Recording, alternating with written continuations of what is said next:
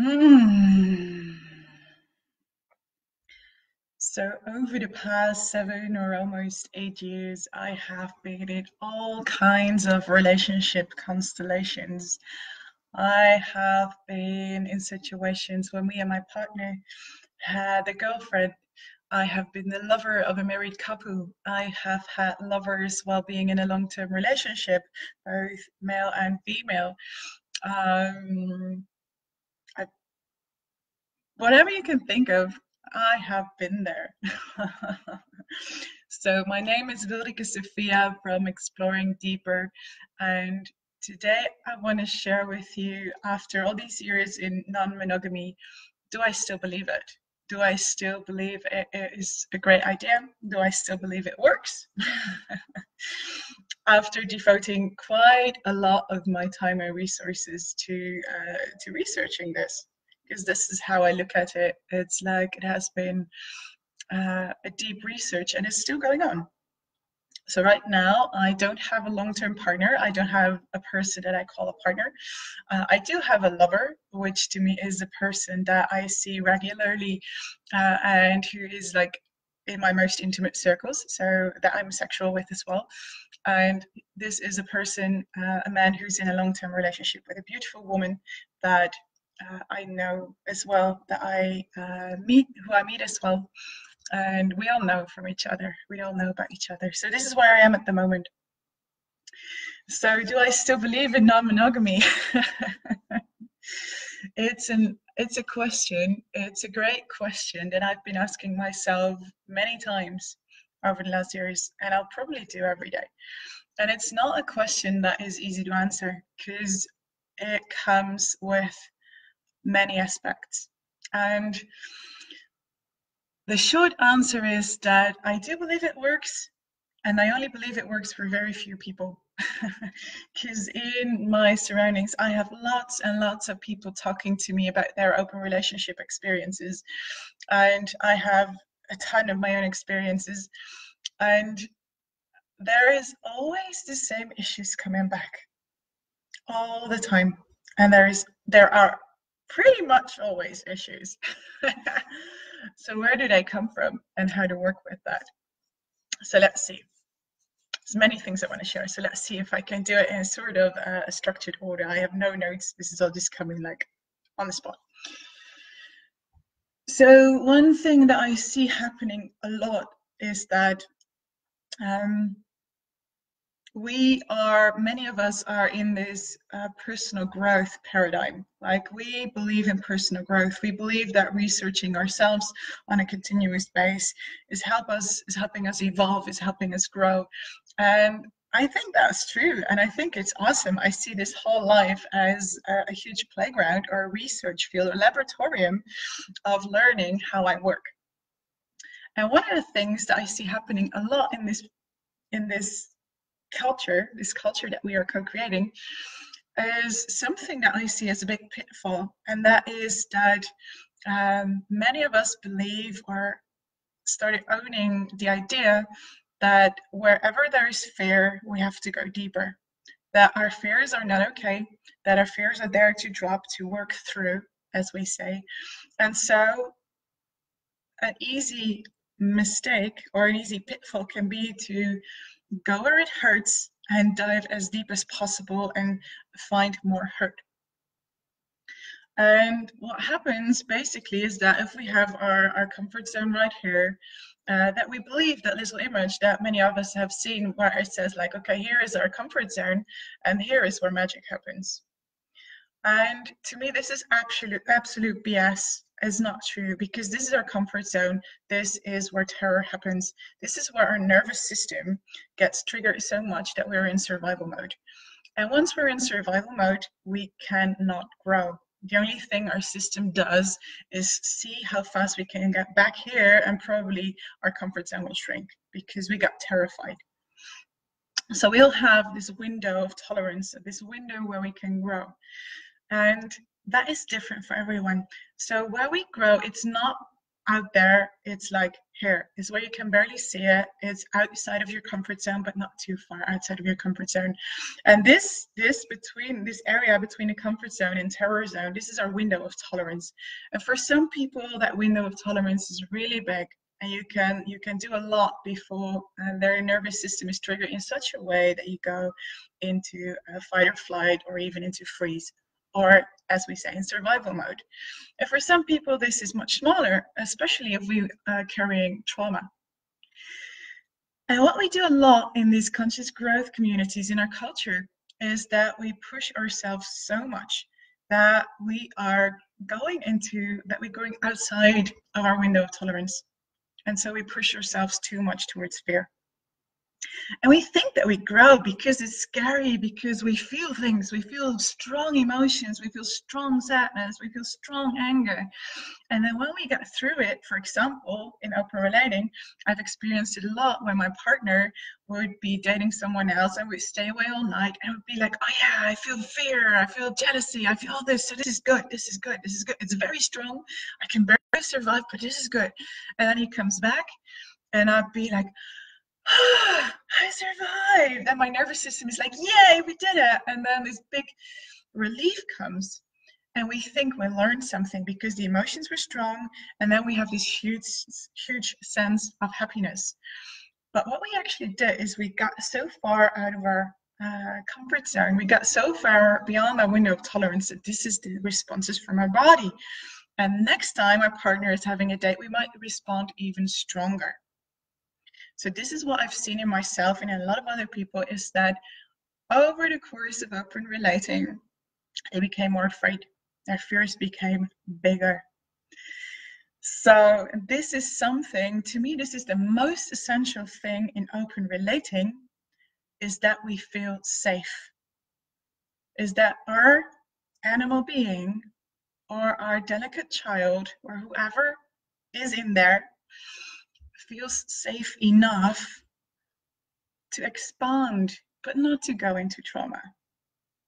And what safety looks like is different for every person. So that looks completely different in every relationship, and definitely in every open relationship. But there needs to be a sense of feeling safe enough, which is different from feeling completely safe all the time, because then we would not grow, we would stick into our comfort zone. And if we stay in our comfort zone too much, it will shrink as well. So, but we need to feel safe enough. We need to know our window of tolerance, and we need to know how we can stay in there. And if we happen to go outside it, how to go back in it. So you probably need some agreements with your partner. Agreements that are really based on putting the relationship first, on mutual trust, and on co-creation. And they might change every day, those agreements. And those agreements are not necessarily rules. Like, I've seen couples, and I've been one of those, who would set agreements like, let's say, like more rules, like you cannot do this, or you cannot do that, whatever it is. You can kiss a woman, but you cannot feel sexual while doing it. You can date a person, but you cannot fall in love with them. Things like that are rules, and they don't work as far as I've seen, because they're based on fear. Agreements could be, we'll always come back to love. We will not make any decisions we will not make decisions when we're triggered. When we're triggered, we will always express that to the other person, coming from our own experience. So practicing nonviolent communication, for example. And when you are triggered, dear partner, I will do my best to listen and fully receive you. An agreement can be, we both are responsibility for 50% of the input of the relationship, being it fears or projections, whatever. We're both 50-50, 50%, we're co-creating this thing. So we take both responsibility for the 50%. We're not projecting, and we're not making the other person responsible for our well-being. So feeling safe enough is super, super important. Now, another thing I've seen over and over and over again, and this will be, I'm very sorry for some people, this will be a bit gender normative, a bit heteronormative. This is not a judgment on gender, this is coming from my experience. So what I've seen a lot is that I guess it's because of cultural paradigms, but maybe also because of how we are wired evolutionarily. Because women, over the course of evolution, were the ones taking care of children, staying at home. So more often we have brains, we've got amygdalas that fire more quickly, so we are easier afraid. We're easier afraid than many males. And males are less easy afraid, so their amygdala triggers less quickly, and they have more of this. They say a lot that men have a fear of commitment, that men desire freedom, and women desire safety, and women have a fear of abandonment. And it is very black and white, and it's very gender normative, and it is what is happening a lot. Sometimes I see it in a reversed way, and I also do see it in gay couples, so same sex, same gender couples, but it is in this heteronormative way where women feel unsafe and men want freedom. I don't think it's that black and white, actually. I think we all desire safety and we all desire freedom, but it comes out in different ways. So it is true when you look at attachment patterns that a lot of men are more on the avoidant side of things, or the more masculine, testosterone-driven people are more on the avoidant side of things, and more estrogen-wired people, more female-bodied beings are on the abandonment side of things. So a lot of time there is this dance, this anxious, avoidant dance happening already in the relationship. And when that is there and you open up your relationship, you can bet it will explode. You can bet that this part, that this wiring, that this pattern inside your relationship will become so much bigger when you open up the relationship. It will not get less, it will get bigger. So you really need to work on your attachment patterns if you want to have an open relationship that's going to work in the long term. You both need to work on it.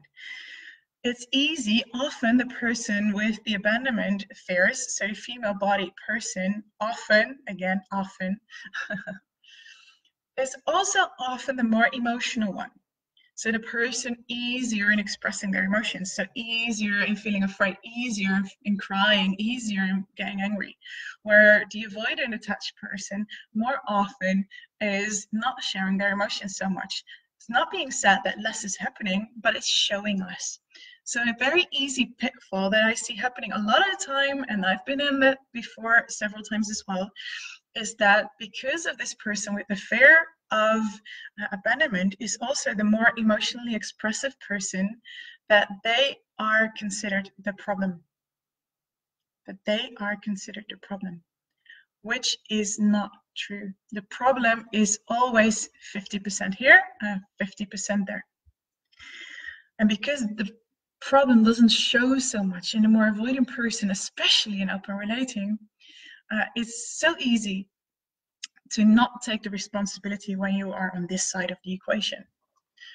But always, and I dare to say always, when there's a pattern playing up in your relationship, whether it's this one or another one, whether it's in monogamy or in non-monogamy, every time when there's a pattern emerging, you're both responsible equally for this pattern, and not the more expressive person more than the other person.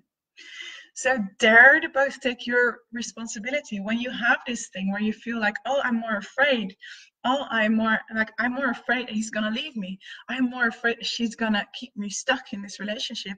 Then you're both in the same problem, challenge, and both of you need to own your part of this. Safety is only gonna happen, feeling safe enough is only gonna happen when you both work on this, when you're both committed to work on this and work through this, because it's possible, but it's not easy. So that's another aspect I believe that you need for non-monogamy in a safe way. So you need to know where your own window of tolerance is. You need to know how far you can stretch before you go into survival mode, and you need to know how to get yourself back into your comfort zone, or at least into the part where you're not in survival mode. You need to know the patterns of your relationship, and you very much need to be committed to work on them together. Because if one person is willing to work on it and the other is not, sooner or later it's not going to work. Another thing that is needed, in my opinion, in working non-monogamy is honesty at all times. Honesty. It doesn't mean you have to tell each other everything. Please don't. Please check in with each other how much you want to know, and be responsible to ask for more if you want to know more. But be 100% honest and truthful. I've had experiences where my partner wasn't, and it's gonna fuck up the part where you want to feel safe. Like, safety is gone when there's no transparency, or at least for me, and I know for lots of people around me the same thing. So those are a few very important things when it comes to non-monogamy that you really need to make it work. Just checking if there is more I want to say on this right now. Yes, because non-monogamy, having said all this, bringing me to the point that non-monogamy, in my opinion, I only believe in it when it comes from an expansive place, where it comes from a place where you own your fucking shit, where you know how the relationship is working with your partner, and then there is an abundance, there's enough safety, there's a feeling of abundance, and that is what you want to share. Then open relating can work. And it doesn't mean there's no triggers. There will always be triggers, because hey, we're playing with our deepest beliefs and patterns and our deepest pain and fear, because that is in the area of relating. Because we've all been traumatized from the moment we were born. All of us, even with the perfect parents, we have been traumatized in bigger or smaller ways, and relationships are the perfect cauldron to get them to the surface. So you can bet on it that when you are openly relating, that it will come up. So even from this expansive place of open relating, challenges will come up. But because there's this foundation, because there's this feeling of safety and trust, you can work on it. And because you're both taking 50% of the responsibility, you both communicate from a non-violent place, then it can work. Because the very, very biggest pitfall in open relating, and I'll put a link because I wrote about it a lot before, is to use open relating to escape your pain and trauma and fear. Our brains are smart. I've been in a very long open relationship that we thought we came from abundance, but in fact we didn't. We had some underlying fears that our brains didn't want to come too close to, so we kind of like took a detour and found other people. Because when you are open relating, especially when you're avoidant, by the way, it's easier to relate openly, because if you have more partners, you can go to another person when one is triggering you too much in certain areas.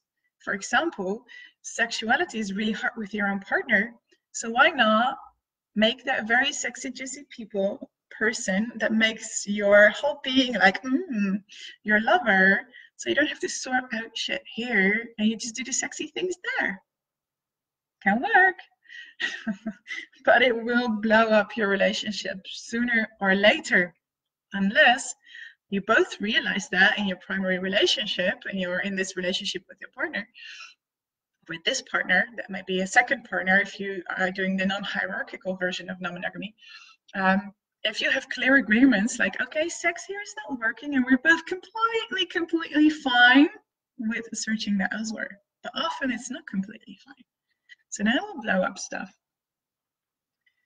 Especially when you're more on the avoidance side of things, it can be very easy to find other people to relate with and to search that thing that it comes too close here, you're going to search for it elsewhere, so that here it's less threatening. And on the other hand, when you're the more anxious person, it can actually be more threatening when your partner is finding other partners. But you might be like me and be an emotional masochist. I feel like, okay, it hurts. And I know from when I grew up that love hurts and that relationships hurt. So when I'm staying here and he's out there and I feel hurt, that actually means he loves me. Think about that one. I ran this one for 35 years until like 3 months ago. and I didn't understand why I kept attracting partners, lovers that would hurt me.